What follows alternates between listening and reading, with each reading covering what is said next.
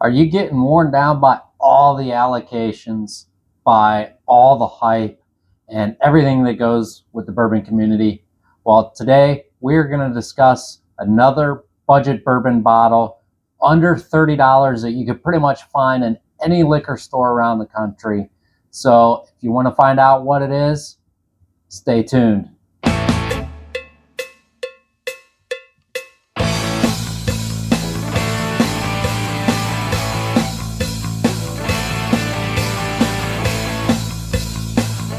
Hey everybody, welcome back to Bourbon and Burns. I'm Chris, and today we're going to continue on with what I've been kind of releasing lately, budget bourbon bottles. And for those of you out there, hunting allocations is a lot of fun. It can be throughout some time of the year a little bit daunting, and sometimes you just don't have that much time, but you need to find a good budget bourbon bottle.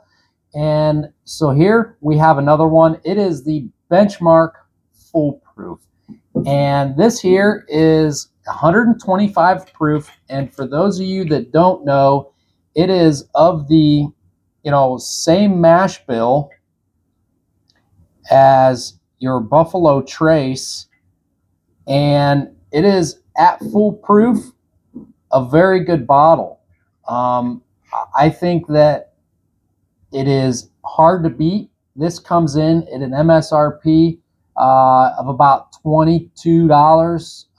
I think actually it just got raised maybe to 23 lately, but this is distilled, aged, and bottled by Buffalo Trace.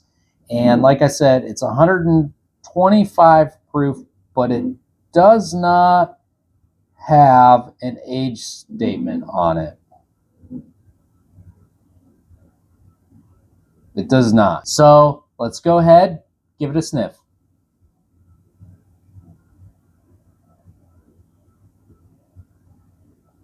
So right off the bat, I'm getting a lot of the cherry fruit forward notes, kind of similar that I get from the Stag. I'm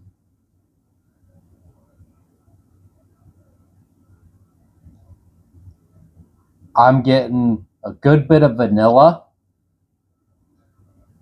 Now, this bottle has been open for quite a while, and I've come back to it. This is actually my second bottle, so I've actually liked it enough to where I've bought multiple of it. It's great in a mixer when you need something that's a little bit more foolproof. Yeah, I mean, you can kind of tell it's 125 proof. It's up there on the nose, but a lot of cherry, red fruits, a lot of vanilla. Let's give it a taste. Cheers.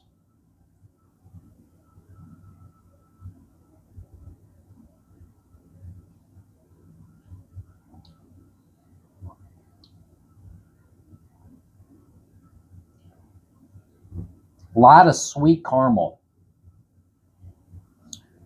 Not quite a caramel candy. You guys ever eat the normal caramel candy that comes, with the twisted wrappers? I used to eat a bunch of those growing up. I don't so much anymore. I'm not much of a sweets guy anymore. I don't know about you guys.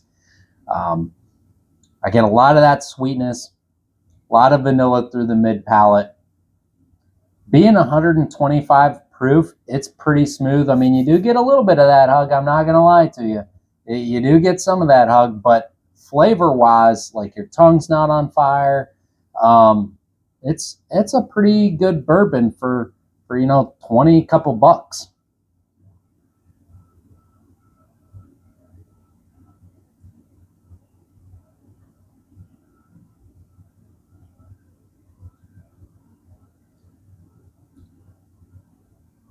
So second sip, that sweetness still there on the tongue. I get a lot more oak on the back end than I typically do. And you guys notice I kind of take, one sip, give it a shot, take another sip, and just to kind of see what it tastes like after that. And I mean, I will show you this here, but you can tell it is a decent bourbon there. It's got pretty nice legs, and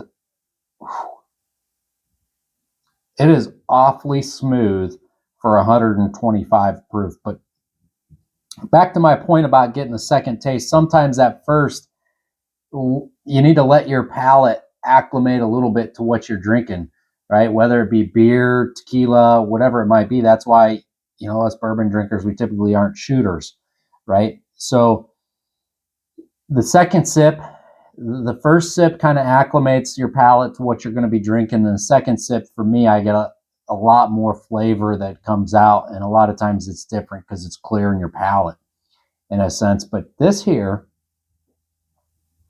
is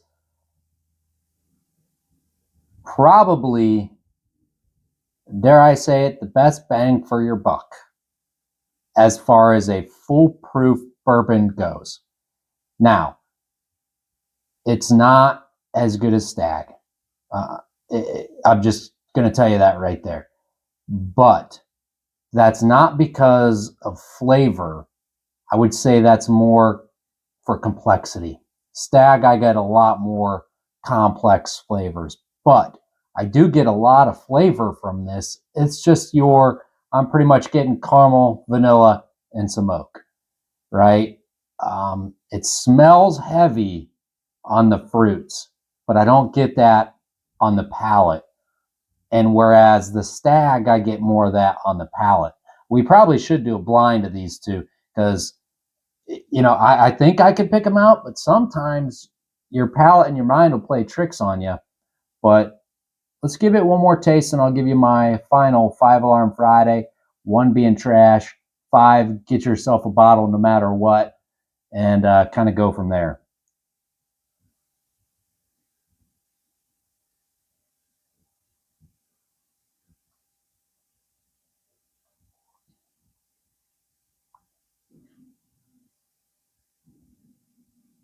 Yep, still the same. Sweetness, that caramel, then the vanilla, and then you get a lot of the oak on the back end. Third sip here, no hug left. That's pretty much gone.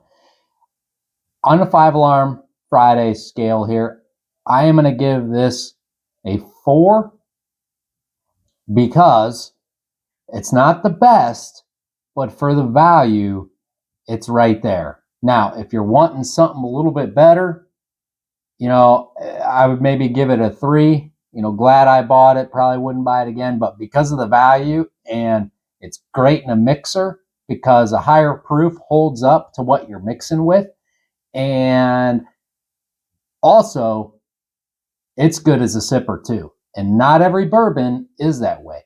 So what we're starting to find now, especially with the Benchmark line, and they have a whole lot of them, you can get a bottle under $30 that is on the shelf every single day at your local liquor store that is a decent bourbon. Some of them are not, but there are those ones out there. And the last few, like the Jim Beam 7 that we've done a video on, the early times that we've done a video on, and this Benchmark here, all very good bourbons for the value and the budget that they're meant to play in. Some of them, obviously, including this one, punches above its weight. I would probably consider this about a $35 bottle, probably, being that Stag is 62. I would say this is probably half of that with the complexity and everything else. But as far as taste goes, it's not a bad taste. So we're going to give it a 4. And let me know down in the comments, guys, if you have ever had the Benchmark line, even the foolproof, and what your thoughts were. Thanks a lot for watching. If you would, do me a favor, please like the video, subscribe to the channel, leave us a comment down below. But you can also join our Patreon.